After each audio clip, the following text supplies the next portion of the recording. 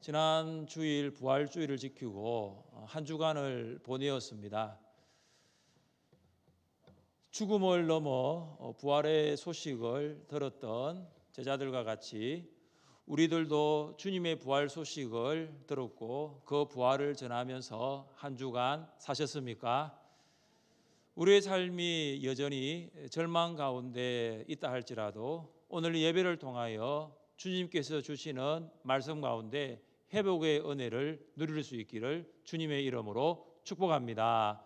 특별히 코로나가 우리의 영성뿐만 아니라 우리의 삶까지도 무너뜨리고 있는 실상을 보고 있습니다.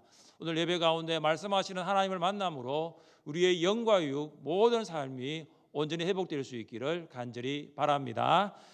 예수님이 부활하신 날 두 제자는 예루살렘에서 11km 떨어진 엠마오 마을로 가면서 예수님에 관한 이야기를 서로 나누고 있습니다. 두 제자 중에 한 사람의 이름은 글로바이고 또 다른 한 사람의 이름은 성경에 나오지 않으니 저도 알 수가 없습니다. 그런데 두 사람의 얼굴에는 슬픔이 매우 깊게 배어 있습니다. 그들이 예루살렘에서 엠마오로 내려가는 그들의 발걸음은 많이 무거웠습니다. 얼굴에는 슬픈 빛이 역력하였고 발걸음은 무겁습니다. 그들은 절망 가운데 있습니다.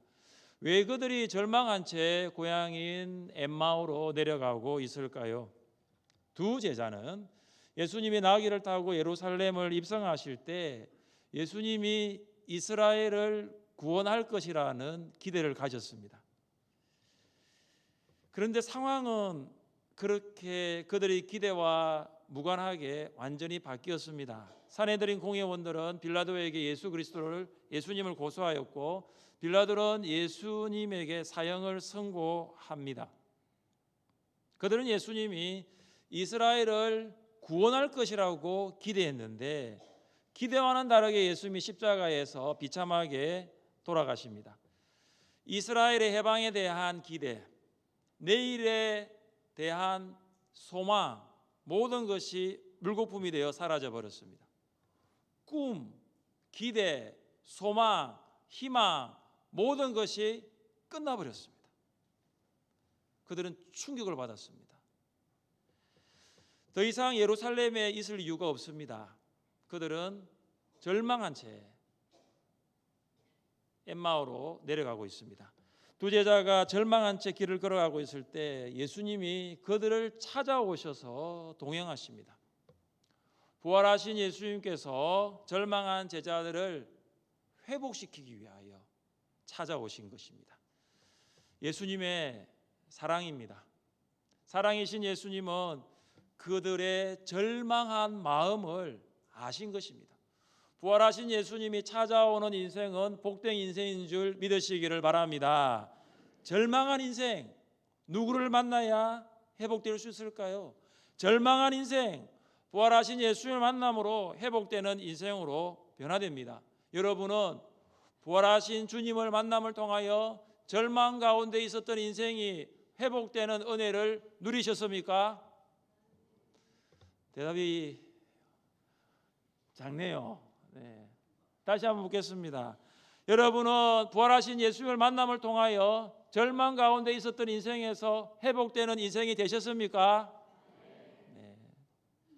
혹시 그런 인생이 되었는데도 불구하고 여전히 우리를 둘러싸고 있는 절망시킬 수밖에 없는 그 환경 가운데 절망하고 있다면 오늘 예수님을 만남을 통하여 다시 회복되는 인생으로 변화될 수 있기를 주님의 이름으로 축복드립니다. 두 제자가 예루살렘에 일어났던 예수님에 관한 이야기를 가지고 열심히 대화에 집중하고 있었습니다. 예수님이 그들과 동행을 했는데 그들은 그 동행하신 분이 예수님인 줄 알지를 못했습니다. 성경은 이렇게 말합니다.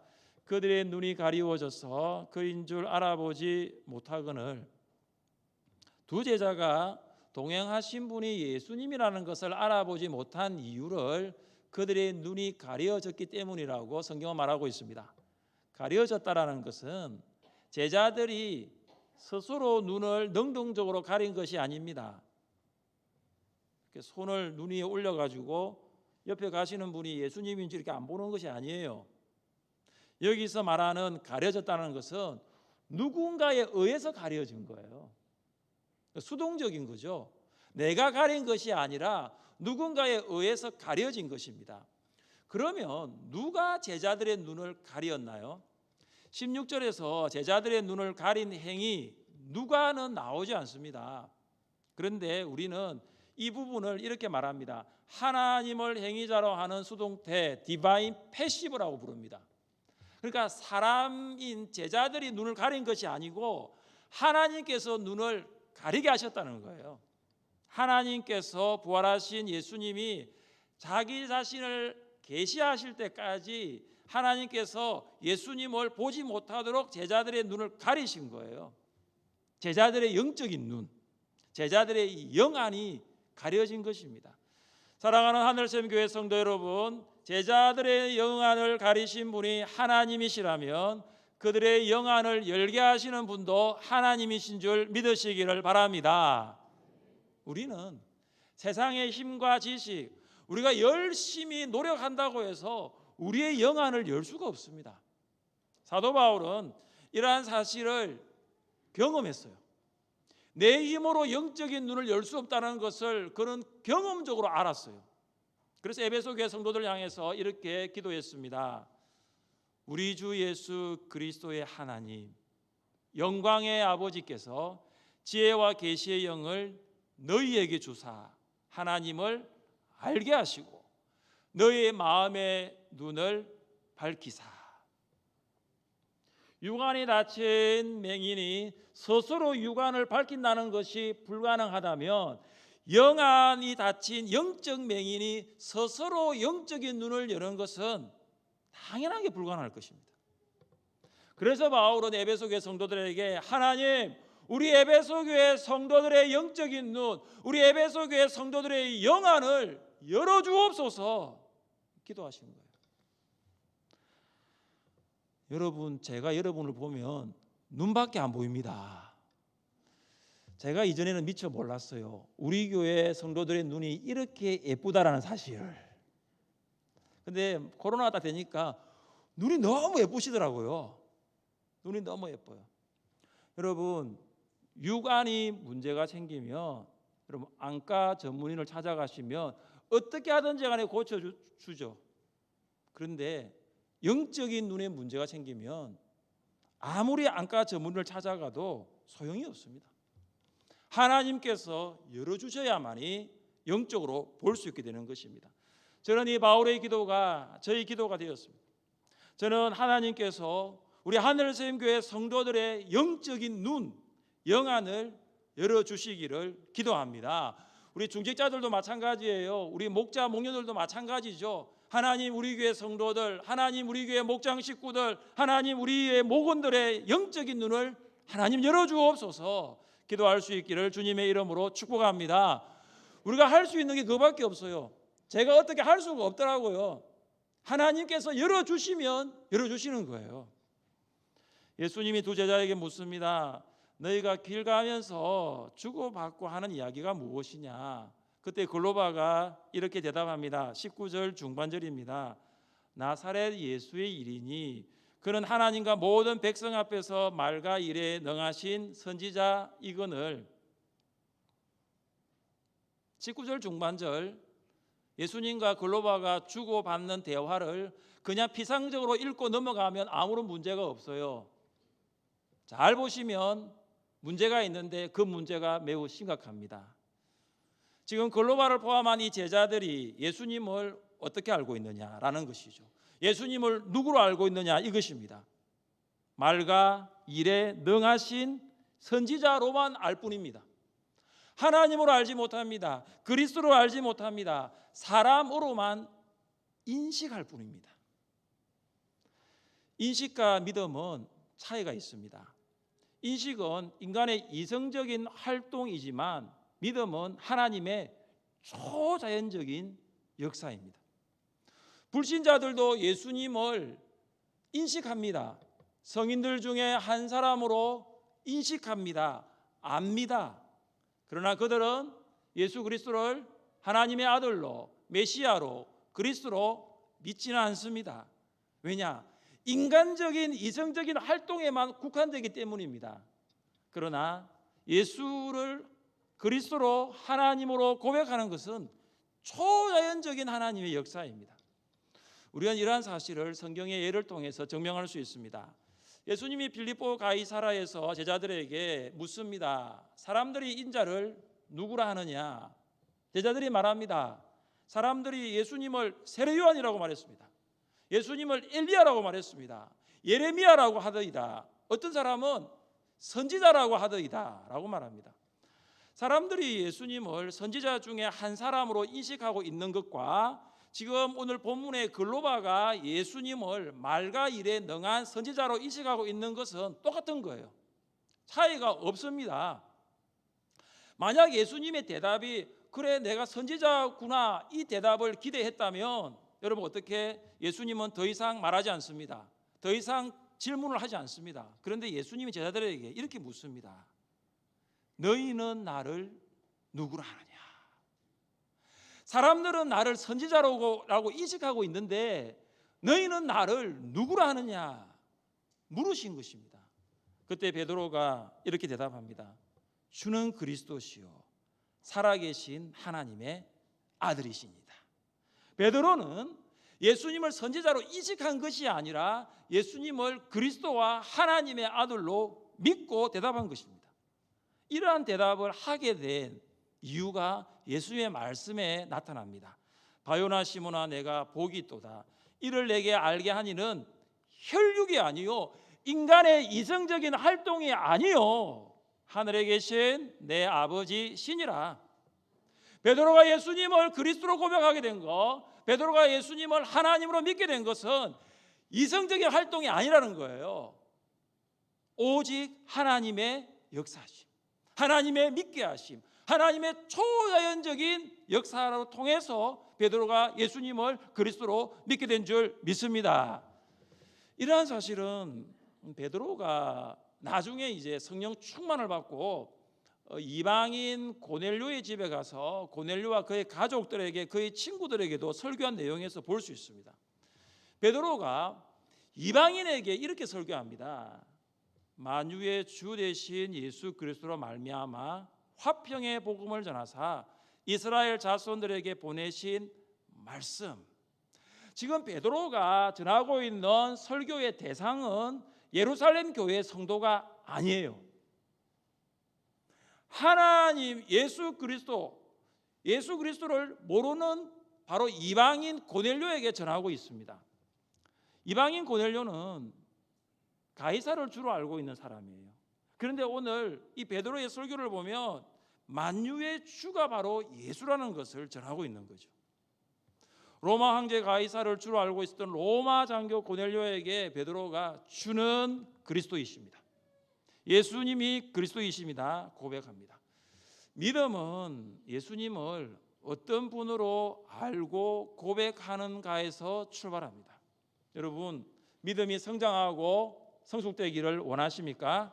그렇다면 여러분이 예수님을 주로 고백하고 주로 믿을 뿐만 아니라 그 고백하고 믿은 이후의 삶이 삶 가운데서 주님으로 실천되는 삶이 될 수 있기를 바랍니다. 이것이 뭐냐면 행함이 있는 믿음이에요. 실천이 있는 고백이에요. 행동이 있는 신앙입니다. 우리가 살아가면서 이 두 가지가 균형을 이루어야 돼요. 믿음과 행함, 고백과 실천, 신앙과 행동이 균형을 이루어야 됩니다. 근데 만약에 우리가 이것이 균형을 이루지 않으면 우리가 어떻게 되냐 하면은 오늘 엠마오로 가고 있는 두 제자와 같은 형편이 될 수 있는 거죠. 예수님을 바로 믿고 고백하고 신앙하면은 여러분 자연스럽게 행동과 실천과 이런 행함이 따라오게 돼 있는 것입니다. 그리고 예수님을 바로 믿고 고백하지 못하는 신앙적인 행위가 우리 가운데 있으면 우리는 이게 신앙생활이라고 말할 수 없어요. 이게 바로 종교생활이에요. 이렇게 하는 사람이 신앙인이 아니라 바로 종교인이 될 수 있는 것입니다. 또한 두 제자는 예수님을 어떤 분으로 알고 있습니까? 21절을 우리 같이 한번 읽어보겠습니다. 21절입니다. 우리는 이 사람이 이스라엘을 속량할 자라고 바라노라. 이뿐 아니라 이 일이 일어난 지가 사흘째요. 이스라엘의 속량은 이스라엘의 독립입니다. 제자들이 예수님을 어떻게 알았느냐, 인식하고 있었냐 하면은 이스라엘을 독립시켜줄 정치적인 지도자로서 기대했습니다. 여러분, 이것은 아주 현실적인 문제예요. 이스라엘이 로마의 속박을 받고 있으니 속박받고 있는 사람 입장에서는 이 문제가 매우 현실적인 문제입니다. 그리고 아주 간절한 기대입니다. 그들은 예수님이 이 문제를 해결해 주실 것이라고 바라고 기대했습니다. 그들의 소원을 들어주실 것이라고 생각했던 거예요. 그러나 예수님은 그들의 기대와는 완전히 다르게 십자가에서 돌아가셨습니다. 여러분, 기대가 채워지지 않으니 실망감이 생기는 거예요. 그렇잖아요. 누가 나의 기대에 부응을 해줘야지 내가 그만큼 만족도가 높아지는데 기대가 채워지지 않으니 슬퍼할 수밖에 없는 거죠. 예루살렘에 온 이유도 이런 이유였어요. 그런데 이런 기대가 사라져버리니 예루살렘에 더 이상 머물 이유가 없습니다. 그래서 고향으로 내려가고 있는 것입니다. 그런데 여러분, 이 기대가 물거품이 되어 사라진 것보다 더 안타까운 것이 한 가지가 있습니다. 그것은 뭐냐 하면은 이 제자들도 예수님이 부활하셨다는 이야기를 들었습니다. 여인들부터 들었는데 그 부활의 소식을 믿지 않은 것이 더 안타까워요.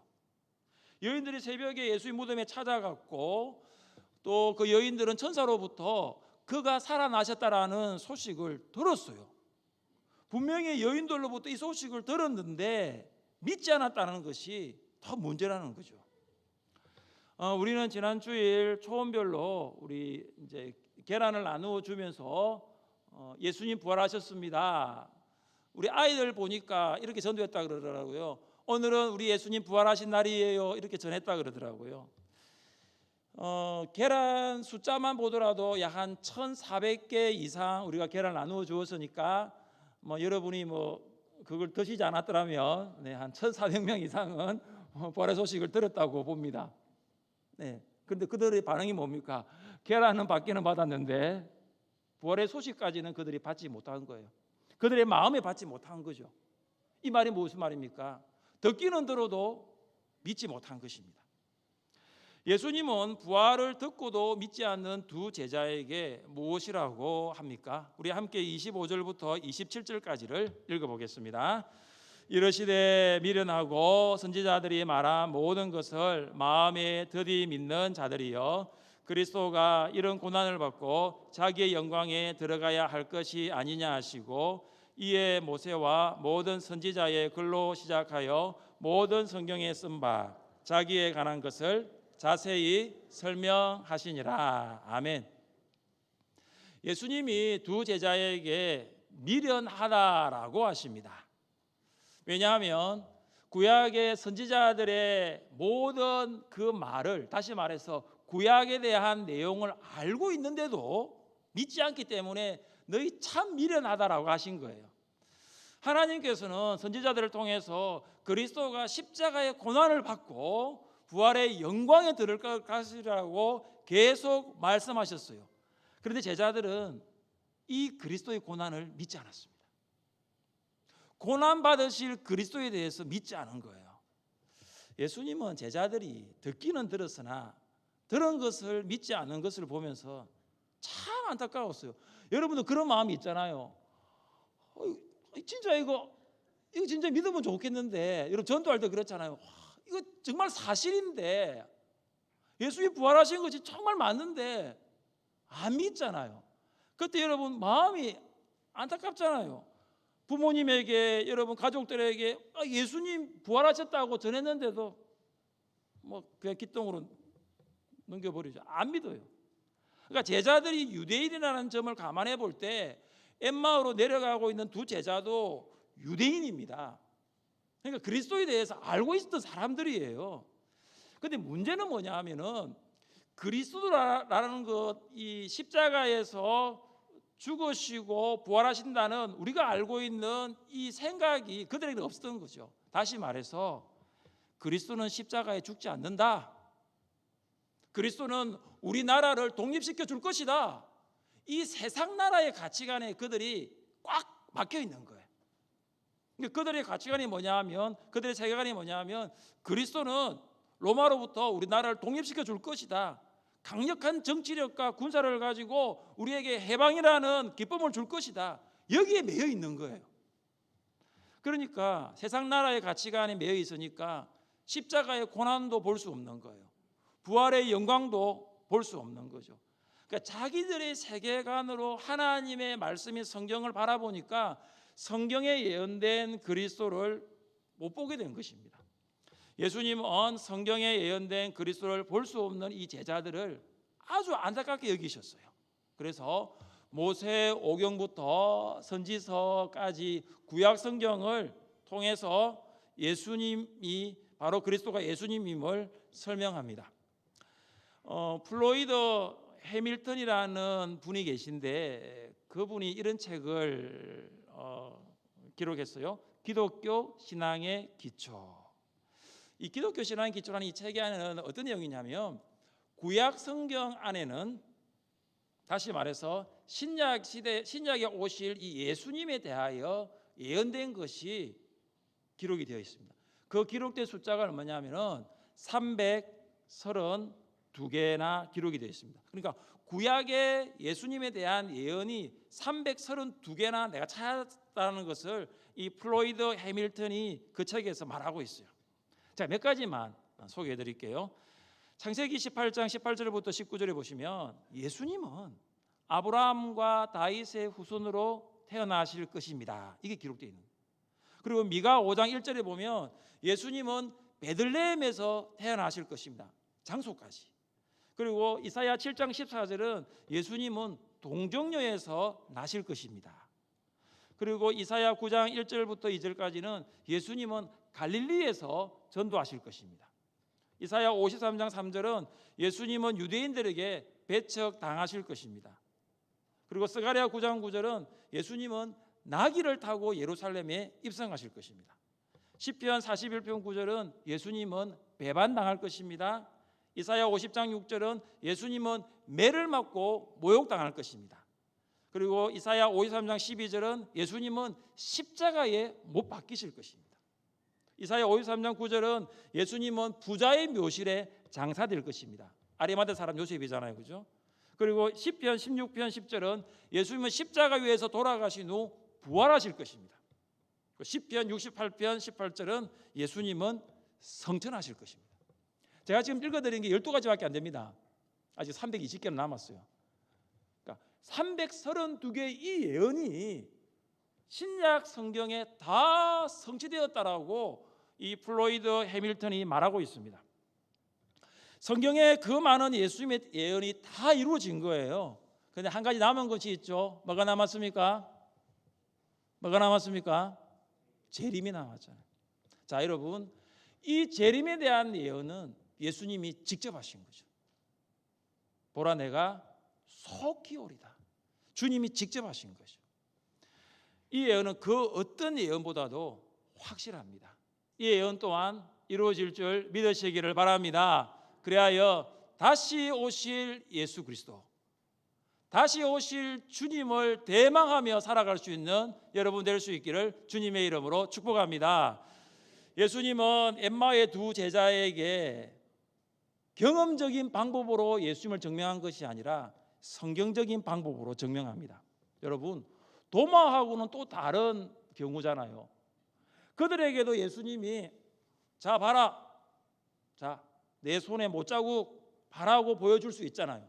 자, 내 옆구리에 창자국 봐라 보여줄 수 있잖아요. 지금 그렇게 하지 않고 있습니다. 경험적인 방법으로 예수님의 부활을 증명하지 않고 있어요. 예수님은 성경적인 방법으로 증명합니다. 시간이 좀 걸리더라도, 조금 오랜 시간이 걸리더라도 그냥 금방 보여주지 않아요. 성경을 풀어서 설명을 하고 있는 것입니다.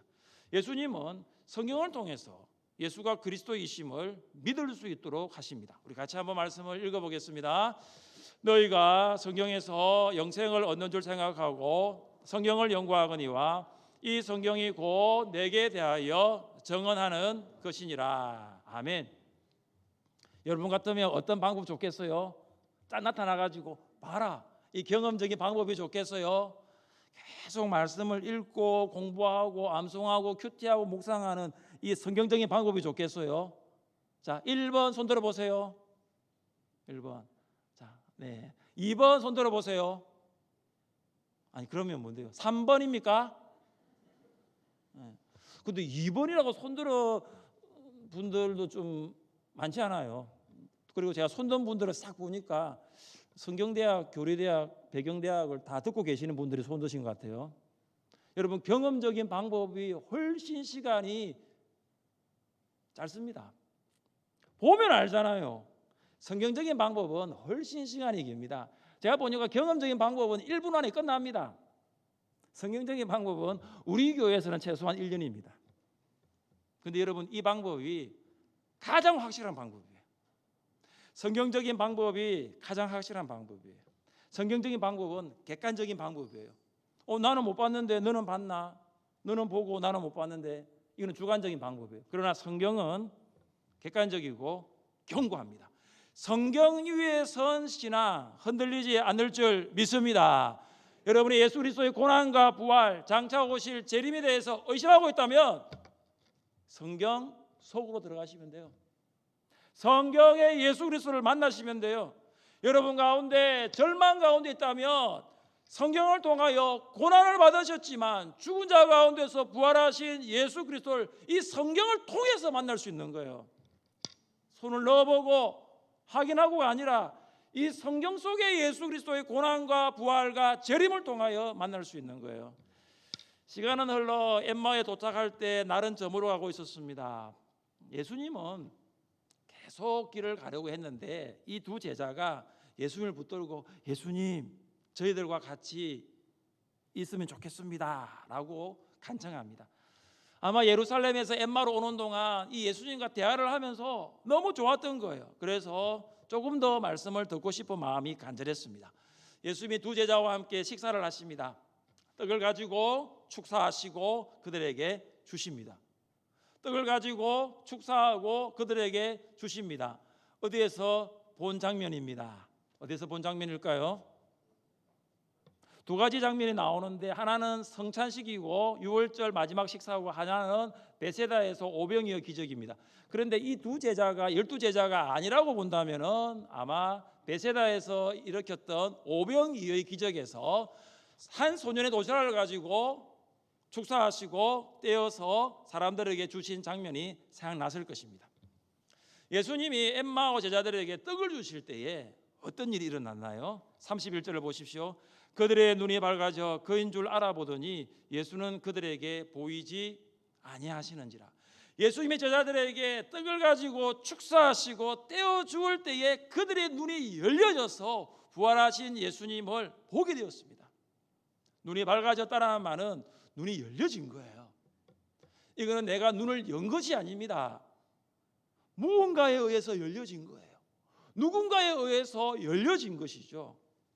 무엇에 의해 열려졌다라고 하면은 예수님이 떡을 떼시는 모습을 보고 열려진 것입니다. 누군가에 의해서 열려졌다는 것은 그들이 연 것이 아니라 하나님에 의해서 그들의 눈이 열려진 거예요. 예루살렘을 출발할 때에 가려졌던 눈이 열려지게 된 거 하나님의 역사예요. 우리는 그들의 말을 통해서 그들 아래 일어난 이런 변화의 동인이 무엇인지를 확인할 수 있습니다. 우리 32절을 함께 읽겠습니다.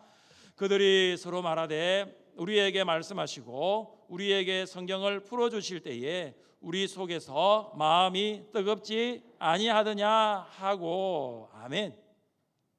지금 두 제자가 예수님과 엠마오까지 대화를 하면서 예수님이 구약에 있는 모세오경과 율법서, 선지서를 풀어주실 때에 그들의 반응이 무엇이었습니까? 마음이 뜨거우신 거예요. 마음이 열린 거예요. 꽁 닫혀 있었던 그 마음이 열려진 거죠. 성경이 열리면 마음이 열리는 거예요. 성경이 열리면 마음이 뜨거워지는 거죠. 여러분, 예루살렘을 출발할 때 그들의 마음은 실망이요, 절망이요, 낙심이요, 포기였어요. 차가워질 대로 차가워진 마음이 그들의 마음이었거든요. 그런데 예수님이 그들에게 말씀을 설명하시고 말씀을 풀어주시니까 마음이 회복이 된 것입니다. 마음이 뜨거워지게 된 거예요. 그동안에는 이스라엘의 독립에 대한 꿈, 이스라엘의 해방에 대한 기대가 완전히 사라져가지고 마음이 그야말로 얼음과 같이 차가워졌거든요. 그런데 말씀을 들으니까 마음이 회복된 거죠. 불같은 말씀이 마음에 들어오니까 얼음 같은 마음이 녹아져 버린 거예요. 녹아진 도가 아니에요. 그 얼음 같은 녹아진 그 마음이 팔팔 끓어오르는 마음이 된 거예요. 마음에 불이 타는 거예요. 마음에 불이 붙은 거예요. 지금까지 한 번도 경험해 보지 못한 이런 놀라운 역사가 일어난 거죠. 여러분의 마음은 어떻습니까? 이들처럼 차가워져 있습니까? 포기, 절망, 낙심, 그런 것들로 마음이 얼어붙었습니까? 말씀의 불이 우리 마음에 떨어질 때에 돌과 같은 마음, 길과 같은 마음, 가시 같은 우리의 마음도 태워지고 뜨겁게 될 것입니다. 우리의 마음이 차가운 것은 이유가 무엇입니까? 아직 불과 같은 말씀을 경험해 보지 못했기 때문이에요. 말씀의 불이 내 안에 들어오지 못했기 때문이에요. 정말로 말씀의 불이 내 안에 들어오면 내 마음의 모든 돌과 같은 마음들, 내 마음의 딱딱한 길과 같은 마음들, 내 마음에 다른 사람을 찌르는 가시 같은 마음이 다 태워져 버리는 거예요.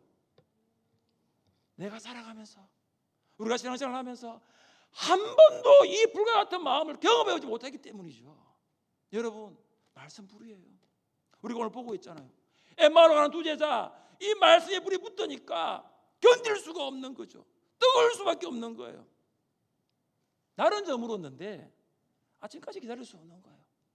가자. 어디로요? 예루살렘으로. 우리 예루살렘으로 가자.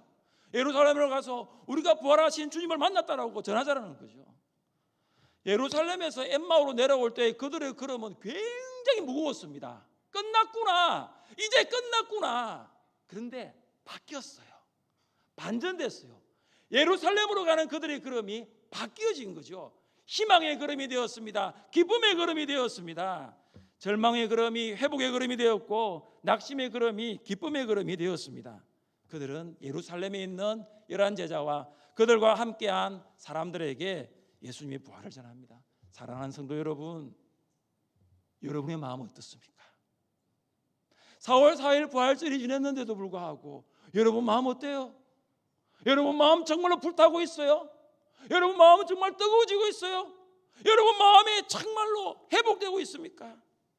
만약 그렇지 않다면 다시 성경 안으로 들어가십시오.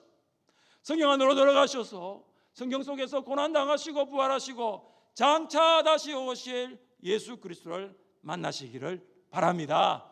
말씀이 우리를 절망에서 회복으로, 말씀이 우리의 신앙을 다시 뜨겁게 회복시켜 줄 믿습니다. 이러한 은혜가 여러분과 함께 하시기를 주님의 이름으로 축복드립니다.